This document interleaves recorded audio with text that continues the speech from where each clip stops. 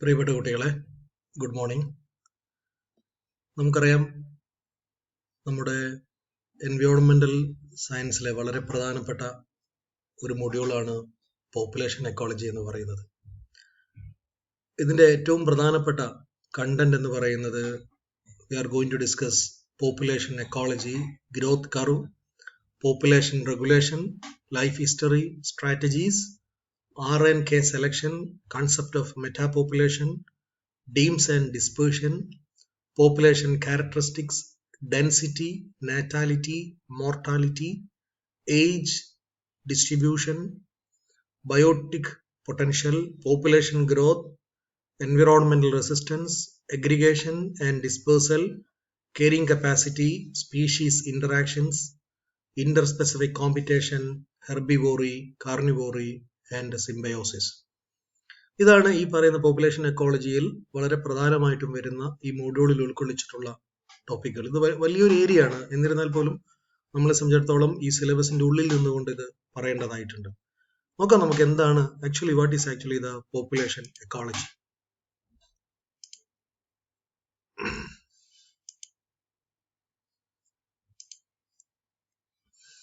എന്താണ് population ecology എന്ന് പറയുന്നത്? നമുക്കറിയാം, നമ്മളിപ്പോ ബോട്ടണി റിലേറ്റഡ് ആയിട്ടാണ് പോപ്പുലേഷൻ എക്കോളജി പറയുന്നതെങ്കിൽ പോലും നമ്മളെ സംബന്ധിച്ചിടത്തോളം ഇതിൽ ഹ്യൂമൻ ബീങ്സിന് വളരെ പ്രധാനപ്പെട്ട ഒരു റോളുണ്ട്. അതിന്റെ ബേസിലാണ് നമ്മൾ ഈ പറയുന്ന ടോപ്പിക് ഡിസ്കസ് ചെയ്യുന്നത്. എന്താണ് പോപ്പുലേഷൻ എക്കോളജി എന്ന് പറയുന്നത്? Population ecology is the study of population in relation to the environment. എപ്പോഴും ജനങ്ങൾക്ക് പരിസ്ഥിതിയുമായിട്ട് വളരെ ഭേദ്യമായിട്ടുള്ള ബന്ധമുണ്ട്. നമുക്കറിയാം, ഓരോ പരിസ്ഥിതി ദിനത്തിലും മനുഷ്യനെ ഓർമ്മിപ്പിക്കുന്ന തലത്തിലുള്ള തീമുകളാണ് വരാറുള്ളത്. ഈ വർഷത്തെ തീം എന്ന് പറയുന്നത് എക്കോളജിക്കൽ റീസ്റ്റോറേഷൻ എന്നാണ്. എക്കോളജിക്കൽ റീസ്റ്റോറേഷൻ എന്ന് പറയുന്നത് പരിസ്ഥിതിയുടെ വീണ്ടെടുപ്പ് എന്നാണ്. എന്തിനാണ് ഈ പരിസ്ഥിതി വീണ്ടെടുക്കുന്നത്? വി ക്യാൻ സേ ദാറ്റ് അത് ഏറ്റവും പ്രധാനപ്പെട്ട കാര്യം പരിസ്ഥിതിയുമായിട്ട് അത്രമേൽ ബന്ധപ്പെട്ട് കിടക്കുന്നുണ്ട് മനുഷ്യന്റെ ജീവിതം എന്ന് പറയുന്നത്. ആ അർത്ഥത്തിലാണ് പരിസ്ഥിതിക്ക് എപ്പോഴും പോപ്പുലേഷൻ എക്കോളജിയിൽ പ്രാധാന്യം ഉണ്ടാവുന്നത്. അതുകൊണ്ട് we can say that population ecology എന്ന് പറയുന്നത് it is A relationship between human being and environment. It includes environmental influences on population density and distribution, age structure and variation in population size. ഇപ്പൊ പല രീതിയിലുള്ള population സൈസിനെ, അതേപോലെ തന്നെ അതിന്റെ ഡെൻസിറ്റിയെ, distribution എല്ലാം influence ചെയ്യുന്ന പരിസ്ഥിതിയുടെ വളരെ പ്രധാനപ്പെട്ട റിലേഷനെയാണ് പോപ്പുലേഷൻ എക്കോളജി എന്ന് പറയുന്നത്. ഇവിടെ നമുക്ക് കാണാൻ പറ്റും മനുഷ്യരുടെ ഒരു മഹാസാഗരം നിങ്ങൾക്ക് ഇവിടെ കാണാൻ പറ്റും. അതോടൊപ്പം തന്നെ ചെടികളും അതേപോലെ തന്നെ ഈ പറയുന്ന പക്ഷികളും തമ്മിലുള്ള ബന്ധം, മൃഗങ്ങളും തമ്മിലുള്ള ബന്ധം. ഈ പറയുന്ന ചെടി പല തലങ്ങളിലേക്കും ഡിസ്ട്രിബ്യൂട്ട് ചെയ്യപ്പെട്ടിരിക്കുന്നത് എങ്ങനെയാണ്? ഈ പറയുന്ന പക്ഷികൾ അവയുടെ ഫ്രൂട്ടുകൾ, കായ്ഫലങ്ങൾ എടുത്തിട്ട് അതിന്റെ സീഡ് പല സ്ഥലത്തും എക്സ്ക്രീഷൻ വഴിയും മറ്റു രീതിയിലും എത്തിച്ചതുകൊണ്ട് മാത്രമാണ് പല ചെടികളും വൈവിധ്യങ്ങളായ പ്രദേശങ്ങളിൽ വളരുന്നത്. അപ്പൊ പരിസ്ഥിതിയുടെ ഡിസ്ട്രിബ്യൂഷൻ അല്ലെങ്കിൽ പീപ്പിൾസിന്റെ, അതേപോലെ തന്നെ ചെടികളുടെ പലതരത്തിലുള്ള ഡിസ്ട്രിബ്യൂഷനും വളരെ പ്രധാനപ്പെട്ട റോൾ നിർവഹിക്കുന്ന ഒരു വിഭാഗമാണ് മൃഗങ്ങൾ. അത് സ്വാഭാവികമായിട്ടും മനുഷ്യരാവാം, പക്ഷിലതാദികളാവാം, മറ്റ് ജീവജാലങ്ങളാവാം. അങ്ങനെ എപ്പോഴും പരിസ്ഥിതിയുമായിട്ട് അത്രമേൽ ബന്ധപ്പെട്ട് കിടക്കുന്നുണ്ട് സകല ജരാചരങ്ങളും. ആ രീതിയിലാണ് നമ്മൾ പോപ്പുലേഷൻ എക്കോളജിയെ ഡിഫൈൻ ചെയ്യുന്നതും ഡിസ്കസ് ചെയ്യുന്നതും.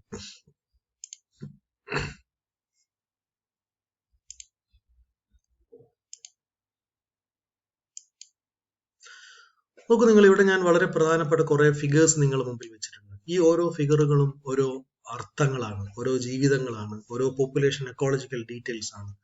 നോക്കൂ, ഇതൊരു വെറും ഒരു സാധാരണ പക്ഷിയുടെ ഫോട്ടോ അല്ല. ഇതെന്താണ് പറയാൻ പറ്റും? ഇതെന്താണ് യഥാർത്ഥത്തിൽ? ഇത് മൈഗ്രേറ്ററി ബേർഡ്സ് ആണ്. ഇവർ ഒരു സ്ഥലത്ത് നിന്ന് മറ്റൊരു സ്ഥലത്തേക്ക് നിരന്തരമായിട്ട് യാത്ര ചെയ്യുന്നുണ്ട്. ചിലപ്പോൾ നമുക്ക് ഈജിപ്തിലെ ഒരു പക്ഷിയെ പഴയങ്ങാടി ബീച്ചിൽ കാണാം, അഴീക്കോട് ബീച്ചിൽ കാണാം, കോഴിക്കോട് ബീച്ചിൽ കാണാം. ഇതെങ്ങനെയാണ്? അതൊരു മൈഗ്രേഷൻ ആണ്. എക്കോളജിയിൽ അല്ലെങ്കിൽ പോപ്പുലേഷൻ എക്കോളജിയിൽ ഏറ്റവും കൂടുതലായിട്ട് നമ്മൾ ഡിസ്കസ് ചെയ്യുന്ന ഒരു ടോപ്പിക്കാണ് ഈ പറയുന്ന മൈഗ്രേഷൻ. അതേപോലെ ഇമിഗ്രേഷൻ, ഇവിടുന്ന് അങ്ങോട്ട് പോവാം, അവിടെ നിന്ന് ഇങ്ങോട്ട് വരാം. ഇതേപോലെ തന്നെ പലതരത്തിലുള്ള ഫേണുകൾ, ബ്രയോഫൈറ്റുകളൊക്കെ ഒരു സ്ഥലത്ത് നിന്ന് മറ്റൊരു സ്ഥലത്തോട്ട് ഡിസ്പേഴ്സ് ചെയ്യാറുണ്ട്. That is what is called dispersion. അതേപോലെ പൂമ്പാറ്റകളുടെ സഹായം കൊണ്ട് പല മരങ്ങളും പല ചെടികളും മറ്റ് സ്ഥലങ്ങളിലോട്ട് മൈഗ്രേറ്റ് ചെയ്യാറുണ്ട്. അപ്പോൾ വി ക്യാൻ സേ അതേപോലെ ഇവിടെ മൃഗങ്ങൾ മൈഗ്രേറ്റ് ചെയ്യുന്നത് കാണാൻ പറ്റും. അങ്ങനെ അതേപോലെ മത്സ്യങ്ങൾ മൈഗ്രേറ്റ് ചെയ്യുന്നത് കാണാൻ പറ്റും. അങ്ങനെ പലതരത്തിലുള്ള മൈഗ്രേഷൻ എന്ന് പറയുന്നത് എക്കോളജിയിലെ പോപ്പുലേഷൻ എക്കോളജിയിലെ വളരെ പ്രധാനപ്പെട്ട ഒരു ആസ്പെക്ട്സ് ആണ്. So we are going to discuss that aspect too in this particular module. നോക്കൂ നിങ്ങൾ, ഈ പിക്ചർ എന്ന് പറയുന്നത് കുറെ ബ്രിട്ടീഷുകാർ നടന്നു പോകുന്നു എന്ന് മാത്രമല്ല, ഇതിൽ നിന്ന് നമ്മൾ എന്താണ് അനുമാനിക്കുന്നത്? ഇതൊരു തരത്തിലുള്ള മൈഗ്രേഷൻ ആണ്. ഓക്കെ, ഏതെങ്കിലും ഒരു അറൈവിങ് അറ്റ് എല്ലീസ് ഐസ്ലാൻഡ് അല്ലെ, അവിടെ കുറെ ആൾക്കാർ വേറൊരു ഐസ്ലാൻഡിൽ നിന്ന് ഇങ്ങോട്ട് വരികയാണ്. ഒരു പക്ഷെ അവിടെ പരിസ്ഥിതിയുമായി ബന്ധപ്പെട്ട എന്തെങ്കിലും പ്രശ്നങ്ങൾ ഉണ്ടാവും, അല്ലെങ്കിൽ മറ്റു തലത്തിലുള്ള എന്തെങ്കിലും വിഷയങ്ങൾ ഉള്ളത് കൊണ്ടായിരിക്കും അവർ ആ സ്ഥലത്ത് നിന്ന് ഈ ഒരു പ്രദേശത്തോട്ട് പലായനം ചെയ്യുന്നത്. അപ്പോൾ this is a most important and common phenomenon as far as population is concerned.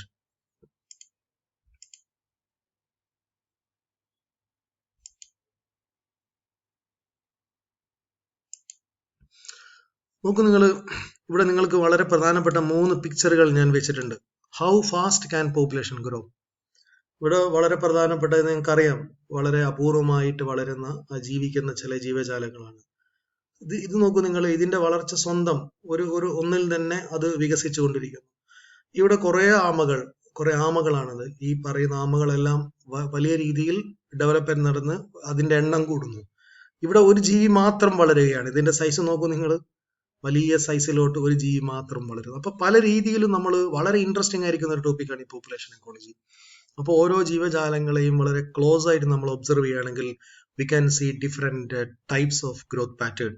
So this is a most important example of population growth.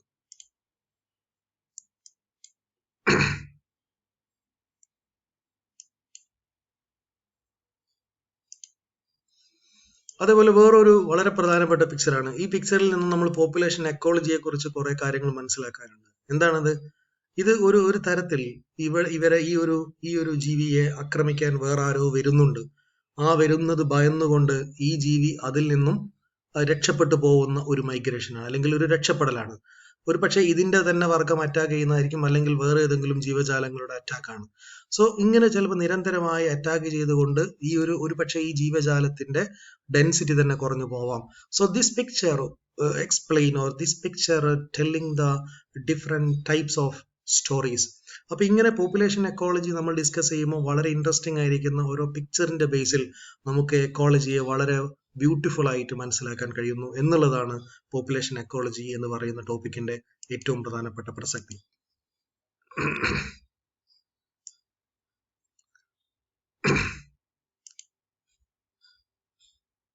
Now, അതേപോലെ നിങ്ങൾക്കറിയാം, പോപ്പുലേഷൻ എക്കോളജിയിൽ ഏറ്റവും കൂടുതൽ നമ്മൾ ഡിസ്കസ് ചെയ്യുന്ന ഒരു ടോപ്പിക് ഗ്രോത്ത് ആണ്. പലതരത്തിലുള്ള ഗ്രോത്ത് ഉണ്ട്. ഇപ്പൊ നിങ്ങൾക്ക് നോക്കൂ, ഇവിടെ ഒരു ബ്രെഡിൽ വളരെ ഒരു മൈന്യൂട്ട് ആയിരിക്കുന്ന ഒരു ഏരിയയിൽ മാത്രമാണ് ഒരു ഫംഗസ് വന്നിരിക്കുന്നത്. നമുക്കറിയാം ഇതേതാണ് ഫംഗസ് എന്ന് പറയുന്നത്. നമ്മൾ ഒരുപാട് കാലം റൈസോപ്പസ് എന്ന് പറയുന്ന ഈ പറയുന്ന ഫംഗസിനെ അറിഞ്ഞ ആളുകളാണ്. അപ്പം വളരെ ദ്രുതഗതിയിലാണ് ഈ ബ്രെഡ് മുഴുവനും ഇത് എന്ത് ചെയ്യുന്നത്, ഈ ഗ്രോത്ത് ഉണ്ടാകുന്നത്. അപ്പം റൈസോപ്പസിന്റെ ഈ ഡിസ്ട്രിബ്യൂഷൻ നമ്മളുടെ എക്കോളജിക്കൽ പെർസ്പെക്റ്റീവിൽ നമ്മൾ പറയാം എക്സ്പോണൻഷ്യൽ ഗ്രോത്ത് എന്നാണ്.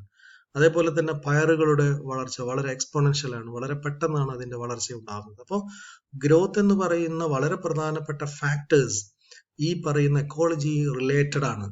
അത് ഒരു ബ്രെഡിൽ ഒരു ഫംഗസ് വളരുന്നതും ഒരു ഭൂപ്രദേശത്ത് പലതരത്തിലുള്ള മരങ്ങൾ വളരുന്നതും ഒക്കെ പോപ്പുലേഷൻ എക്കോളജിയുമായി ബന്ധപ്പെട്ട് വളരെ പ്രാധാന്യം അറിയിക്കുന്ന ഒരു ടോപ്പിക്കാണ്.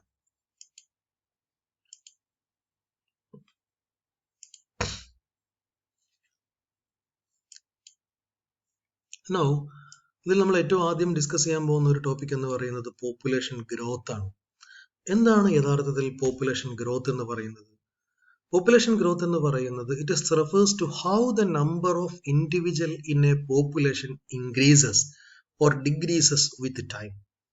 അല്ലെ, ഒരു പ്രദേശത്തെ ഒരു പെർട്ടിക്കുലർ ഓർഗാനിസത്തിന്റെ നമ്പർ എങ്ങനെയാണ് കൂടുന്നത് കുറയുന്നത് എന്നത് പ്രതിപാദിക്കുന്ന വളരെ പ്രധാനപ്പെട്ട ഒരു ടോപ്പിക്കാണ് പോപ്പുലേഷൻ ഗ്രോത്ത് എന്ന് പറയുന്നത്. Controlled by the rate at which new individuals are added to the population. ഇതെങ്ങനെയാണ് കൺട്രോൾ ചെയ്യുന്നത്? സ്വാഭാവികമായിട്ടും ചില ആളുകൾ മരിച്ചു പോകും. ഇപ്പൊ നമ്മൾ കോവിഡ് വന്ന് ഒരുപാട് ആൾക്കാർ മരിച്ചു പോകുന്നുണ്ട്. സ്വാഭാവികമായിട്ടും അതിനാനുപാതികമായിട്ട് വേറെയും കുട്ടികൾ ജനിക്കുന്നു എന്നുള്ളതാണ് അതിന്റെ ഒരു കൺട്രോൾഡ് ഗ്രോത്ത് എന്ന് പറയുന്നത്. The birth rate is very important, and the rate at which the individuals leave the population, the death rate. അങ്ങനെ ബർത്ത് റേറ്റും അതേപോലെ തന്നെ ഡെത്ത് റേറ്റും എല്ലാം ഒരേ തരത്തിൽ ഇങ്ങനെ ചക്രികമായി പോകുന്നത് കൊണ്ടാണ് പോപ്പുലേഷന്റെ ഗ്രോത്ത് ഇവിടെ വളരെ നന്നായിട്ട് നടക്കുന്നത്. ഇപ്പൊ നമ്മുടെ ഭൂമിയിൽ പലതരത്തിലുള്ള ജീവജാലങ്ങളും നാമാവിശേഷമായി പോയിട്ടുണ്ട്. ഇപ്പൊ ഡിനോസറർ എന്ന് പറയുന്നത് നമ്മുടെ ഭൂമിയിലില്ല. എന്തുകൊണ്ടാണ്? അതിന്റെ മരണത്തിനനുസരിച്ച് പുതിയ ജന്മമുണ്ടായില്ല എന്നുള്ളതാണ്. എന്നാൽ മനുഷ്യകുലം ഇവിടെ വളരെ നന്നായിട്ട് ജീവിക്കുന്നത് എന്തുകൊണ്ടാണ്? ഓരോ ദിവസവും ഇപ്പൊ നമുക്കറിയാം, കോവിഡിന്റെ സമയത്ത് ഓരോ ദിവസവും 200-ൽ കുറവുള്ള മരണങ്ങൾ, 170-ഉം 180-ഉം 186-ഉമായിട്ട് പലതരത്തിലുള്ള നമ്പറുകൾ നമ്മൾ ഇങ്ങനെ വായിക്കുന്നത് കേൾക്കാം. അത്രമേൽ ആളുകൾ മരിച്ചുപോയി കഴിഞ്ഞാൽ പോലും ഇവിടെ ഈ മനുഷ്യകുലത്തിന്റെ വർഗം ഇല്ലാതായി പോവും എന്ന് നമ്മൾ വിചാരിക്കുന്നില്ല. കാരണം ഓരോ ദിവസവും പ്രസവിക്കുന്ന കുട്ടികളുടെ എണ്ണം 1000-ലധികമാണ്. അങ്ങനെ ആ ലെവലിൽ നമ്മൾ നോക്കുന്ന സമയത്ത് population growth is controlled in every nation, every country, in the case of world also.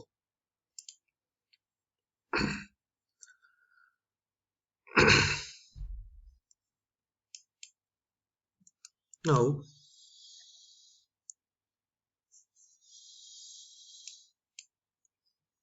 okay, അപ്പോൾ പോപ്പുലേഷൻ ഗ്രോത്തിനെ നമ്മൾ വളരെ വിശദമായിട്ട് പറയുകയാണെങ്കിൽ, ഫസ്റ്റ് ടോപ്പിക്കിൽ ഏറ്റവും പ്രധാനപ്പെട്ട ടോപ്പിക്കാണ് population grows, shrinks or remains stable depending upon the rate of birth, death, immigration and emigration. So അപ്പോൾ പോപ്പുലേഷൻ ഗ്രോത്ത് എന്ന് പറയുന്നത് യഥാർത്ഥത്തിൽ ഇത്രയും ഫാക്ടേഴ്സ് ഇൻവോൾവ് ചെയ്തിട്ടുള്ളതാണ്. ആരൊക്കെയാണത്? അത് ഷ്രിങ്ക് ഉണ്ടാവാം, റിമെയിൻ സ്റ്റേബിൾ ആയിട്ട് ബർത്ത് റേറ്റും ഡെത്ത് റേറ്റും ഇമിഗ്രേഷനും ഒക്കെ ഒരേ തരത്തിൽ ഉണ്ടാവുകയാണെങ്കിൽ that is what is called population growth. So growth rate R is normally defined as crude birth rate plus immigration rate minus crude death rate plus immigration rate. So population growth curve shows change in population size over time. അപ്പോൾ ഓരോ കാലത്തുമുള്ള പോപ്പുലേഷന്റെ growth curve നോക്കിയിട്ട് നമുക്ക് വളരെ clear ആയിട്ട് പോപ്പുലേഷന്റെ growth analyse ചെയ്യാൻ പറ്റും എന്നുള്ളതാണ്. So that we will discuss in the coming slides. അപ്പോൾ നമ്മൾ പറയുന്നത് പോപ്പുലേഷൻ ഗ്രോത്ത് എന്ന് പറയുന്നത് ഡെത്ത് റേറ്റിന്റെയും അതേപോലെ തന്നെ ബർത്ത് റേറ്റിന്റെയും ഇമിഗ്രേഷന്റെയും ഒക്കെ ബേസിലാണ് നമ്മൾ ഡിസ്കസ് ചെയ്തത്. C the population growth curve. C exponential growth cannot continue forward. എല്ലാ സമയവും ദ്രുതഗതിയിലുള്ള വളർച്ച ഈ പറയുന്ന ചെടികളിൽ ഉണ്ടാവാറില്ല. The exponential growth of many real population begin to level off as the density approaches the carrying capacity of the environment. അപ്പോൾ എപ്പോഴും ക്യാരിങ് കപ്പാസിറ്റിയെ ബേസ് ചെയ്തുകൊണ്ടാണ്. ഇപ്പൊ നമ്മൾ ഏറ്റവും കൂടുതൽ ഡിസ്കസ് ചെയ്യുന്ന ഒരു ടോപ്പിക്കാണ് ലക്ഷദ്വീപ് എന്ന് പറയുന്നത്. ലക്ഷദ്വീപിലെ പോപ്പുലേഷന്റെ ഒരെണ്ണത്തിന് എപ്പോഴും ഒരു ക്രമീകരണമുണ്ട്. അതിലധികം ഉണ്ടാകുമ്പോൾ ഒരു പക്ഷേ അവിടുത്തെ ക്യാരിങ് കപ്പാസിറ്റി നഷ്ടപ്പെട്ടു പോകും. നമ്മുടെ പഞ്ചായത്തിൽ പോലും, നമ്മുടെ ഭൂമിയിൽ പോലും, നമ്മുടെ വീട്ടിൽ പോലും ആളുകൾ പിന്നീട് പുതിയ വീടുണ്ടാക്കുന്നതുകൊണ്ടാണ് ആ വീട്ടിൽ താമസിക്കാൻ സ്ഥലമില്ലാത്തത് കൊണ്ടാണ്.